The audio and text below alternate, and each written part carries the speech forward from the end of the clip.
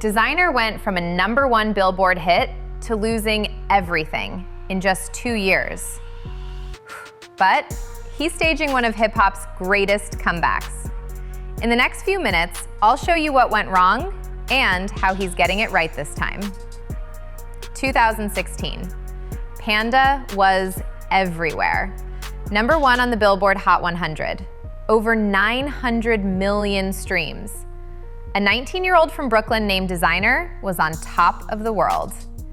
He was signed to Kanye West's Good Music, featured on The Life of Pablo, Grammy-nominated. The future looked unstoppable. But by 2023, Desiigner was in headlines for all the wrong reasons. A mental health crisis on a plane, legal charges, his career seemingly over. Everyone wrote him off. Except Desiigner didn't disappear. He went to treatment, rebuilt himself, and in 2025 came back with a completely different sound. One that's got fans calling it the most authentic he's ever been. Welcome to Rise and Fall, Cautionary Tales. I'm your host, and today we're breaking down Desiigner's story. Because this isn't just about what went wrong, it's about what happens when you refuse to quit. Let's go. Before Desiigner was a household name, he was Sidney Royal Selby III, a kid from Bed-Stuy, Brooklyn, raised by his mother and grandmother. Money was always tight, but Desiigner had something special: energy, that unmistakable voice, and most importantly, hunger. He started rapping at 14, influenced by his grandfather, blues musician Sidney "Guitar Crusher" Selby. On December 15, 2015, Desiigner uploaded a song called Panda to SoundCloud. He bought the beat for $200 from British producer Menace. The song was inspired by a white BMW X6 that reminded him of a panda, black and white. Within weeks, the song started blowing up locally. Then, Kanye West heard it, and everything changed. February 11, 2016, Kanye signed Desiigner to Good Music and put him on 2 tracks from The Life of Pablo, Part 2, which sampled Panda, and Freestyle 4. Overnight, Desiigner went from unknown to everywhere.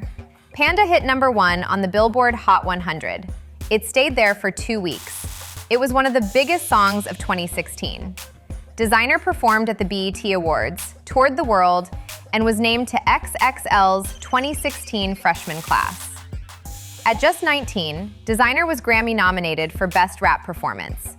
He dropped his debut mixtape, New English, which peaked at #22 on the Billboard 200.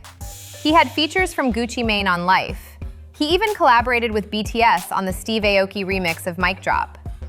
But here's where the cracks started showing. Because success came so fast, Desiigner didn't have time to build a foundation, and the industry was about to turn on him. But here's where everything started falling apart. What happened next destroyed his career and almost destroyed him as a person. Stay with me, this gets dark. From day one, critics compared Desiigner to Future. He sounds just like Future. He's a Future clone. The comparisons were brutal and relentless. Desiigner tried to defend himself. He told Complex, "God gave Future a blessing, but he gave me a blessing too. He make beautiful music too." Desiigner's defense didn't explain anything, and the narrative was already set. He was labeled a copycat. And here's where it gets worse. Good Music stopped supporting him. His follow-up single, Timmy Turner, hit the top 40, but there was no push behind it. His debut album, The Life of Desiigner, never came out. Kanye West, the man who signed him, moved on to other projects. Desiigner released projects like LOD in 2018, but without label support, they went nowhere. By 2019, Desiigner parted ways with Good Music. Mistake #1, he didn't diversify his sound fast enough. Panda worked because it was different, but when he kept making similar trap songs, fans got bored. He needed to evolve, but he didn't know how. Mistake #2, he didn't build a strong team. When Kanye and Good Music abandoned him, Desiigner had no infrastructure, no management protecting him, no PR handling the Future comparisons. He was alone. He dropped a few singles, but nothing hit. He tried reinventing himself multiple times, but each attempt felt desperate. fans moved on. In November 2022, after rapper Takeoff was killed, Desiigner broke down on Instagram Live. He announced he was quitting hip-hop. He was exhausted, traumatized by the violence in the industry. I swear, this shit ain't nothing. I swear to God, this shit ain't nothing. I'm done rap. I'm done rap. Me, it's done. It's done. It's done. It's done. It's done. It's done. Y'all took Takeoff, bro. It's done. Y'all wanted it, it's over. Y'all wanted it, it's over. And then came the moment that almost ended everything. April 2023. Desiigner was returning to the United States from overseas performances in Thailand and Tokyo. He'd been at Rolling Loud, Thailand, performing for fans. But something was wrong. While overseas, Desiigner fell ill and was hospitalized. He was given medication. Then, he was put on a flight home. According to reports, during the flight, Desiigner exposed himself to flight attendants and passengers. When the plane landed in Minneapolis, he was met by police and questioned. He was later charged with indecent exposure. On April 20th, 2023, Desiigner posted a statement to Instagram. For the past few months, I have not been okay, and I have been struggling to come to terms with what is going on. While overseas, I had to be admitted into a hospital. I was not thinking clearly. He continued, "They gave me meds, and I had to hop on a plane home. I am ashamed of my actions that happened on that plane. I landed back to the States and am admitting myself in a facility to help me." He ended with, "Mental health is real, guys. Please pray for me. If you're not feeling like yourself, please get help." That could have been the end. Most artists don't come back from scandals like this. But Desiigner, he made a choice.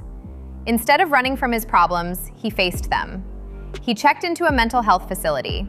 He took accountability for his actions. He didn't make excuses.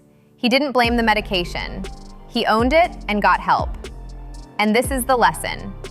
Hitting rock bottom doesn't mean it's over. It means you have a choice. Desiigner chose recovery. He chose growth.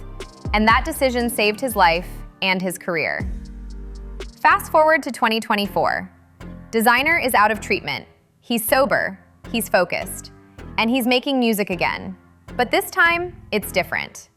In November 2024, he released an album called Rebirth, 8 tracks, 18 minutes, released independently through his own label, LOD Entertainment. In 2025, he dropped a project called 2, led by the track Money Time. It's not a chart topper, but it's raw, confident, and authentic. Fans are responding. Then came Talking to Jesus, a stripped-down, emotional track that shows his growth. No gimmicks, no ad-libs, just Desiigner being vulnerable. In November 2025, he released America's Baby. The reception? Fans are calling it some of his best work ever, and his recent freestyle has the internet buzzing. Fans are comparing his new flow to Conway the Machine, a complete 180 from the future comparisons that haunted him. If he keeps building on this momentum, Desiigner might just pull off one of the greatest second acts hip-hop has seen in years. He still has over 4 million monthly listeners on Spotify. He's touring independently.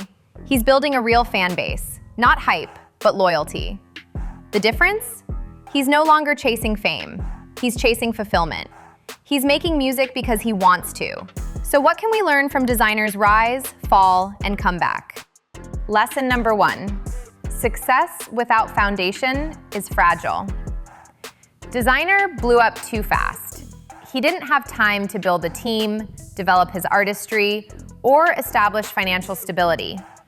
When the hype faded, he had nothing to fall back on. Lesson number 2.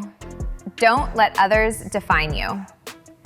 The future comparisons overshadowed Desiigner early on, but he stayed confident in who he was. Instead of just proving he wasn't a clone, he channeled that into carving out his own unique style. Lesson number 3. Mental health is not weakness, it's survival. Desiigner hit rock bottom and chose to get help. That decision saved his life. If you're struggling, get help. It's not the end, it's the beginning of your comeback. Lesson number 4, independence can be power. Desiigner is no longer dependent on labels, managers, or Kanye West. He owns his masters, controls his narrative, and builds at his own pace. That's freedom. Lesson number 5, redemption is earned, not given. Desiigner didn't ask for forgiveness. He didn't beg for a comeback. He put in the work, mentally, emotionally, and creatively. And slowly, fans are coming back. Desiigner's story isn't over. He's 28 years old. He's independent, healthy, and hungry. Whether he becomes a superstar again doesn't matter. What matters is that he survived. And in an industry that chews people up and spits them out, survival is a victory. And if you learned something from Desiigner's story, hit that subscribe button. I'll catch you in the next one. It's faded, baby. Perfect.